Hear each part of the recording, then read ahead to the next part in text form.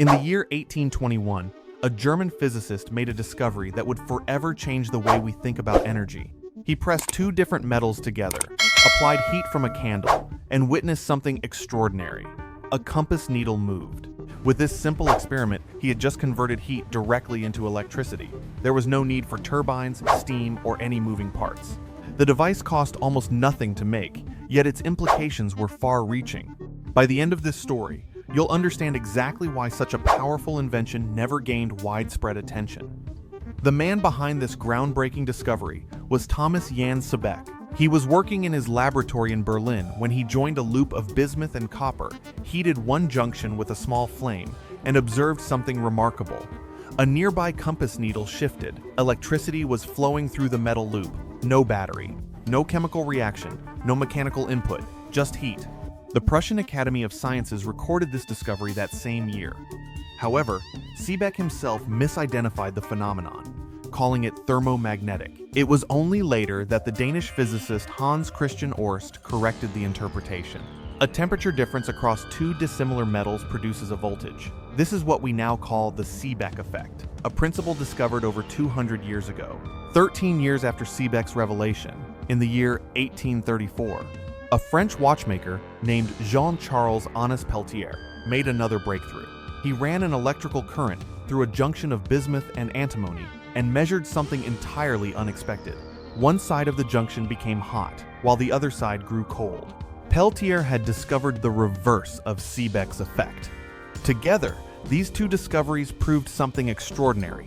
Heat and electricity are directly interchangeable through solid-state materials.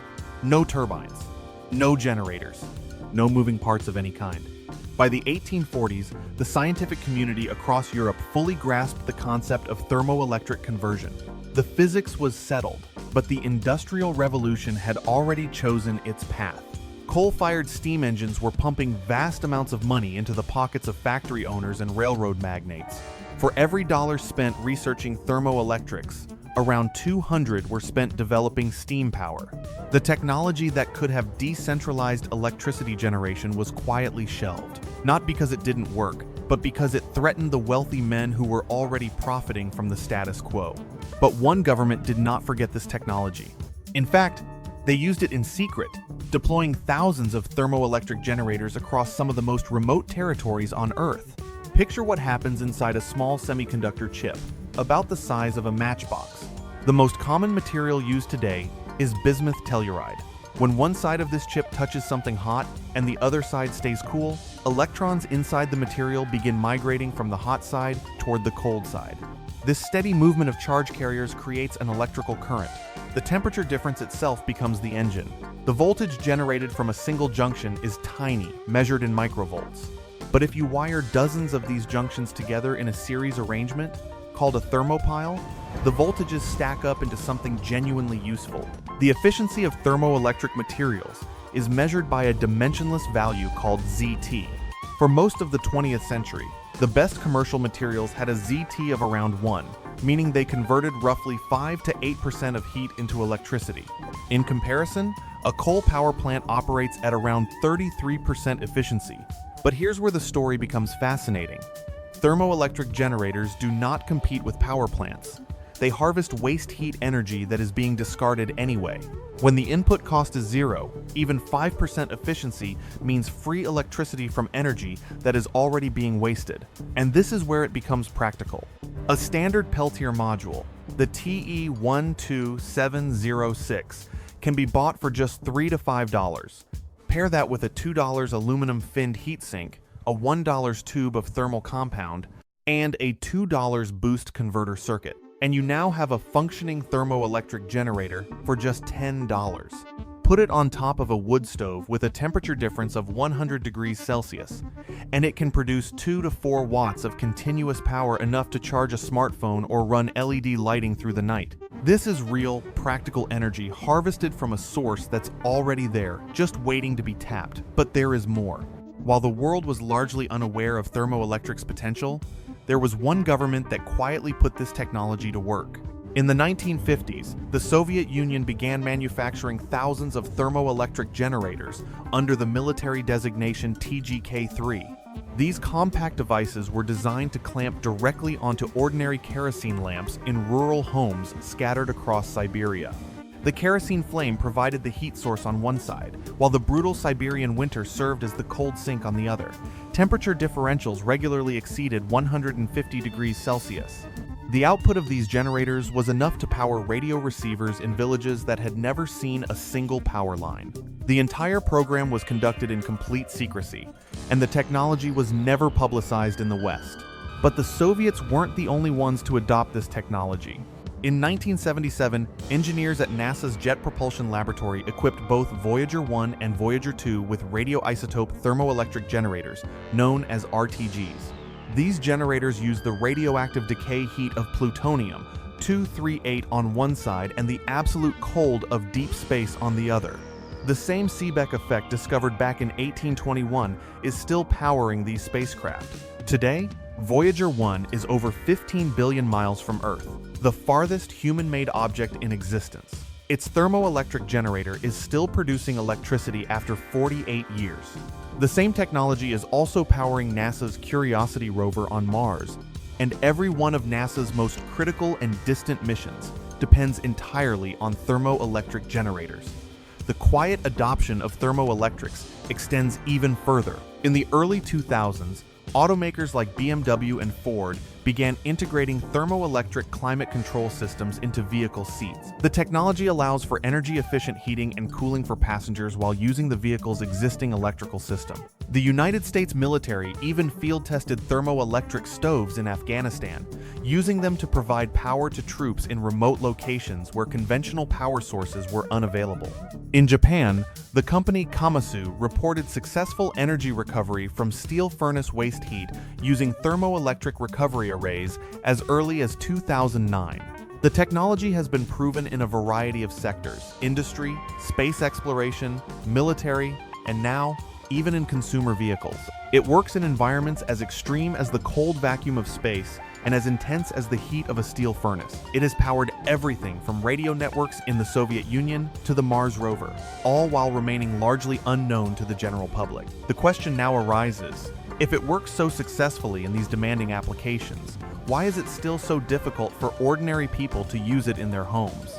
In most American states, connecting any power generation device to your home's electrical system without a licensed electrician, a formal permit, and explicit approval from the utility company violates the National Electrical Code. Article 705 specifically governs interconnected electric power production sources, and even a small thermoelectric module, generating only 2 watts, if wired into a household circuit without passing inspection, is technically non-compliant. The reason behind this? The electric utility companies. Many states have electricity delivered through regulated monopolies. These companies have a guaranteed rate of return on their infrastructure investments. Every watt a homeowner generates independently is a watt the utility cannot charge for.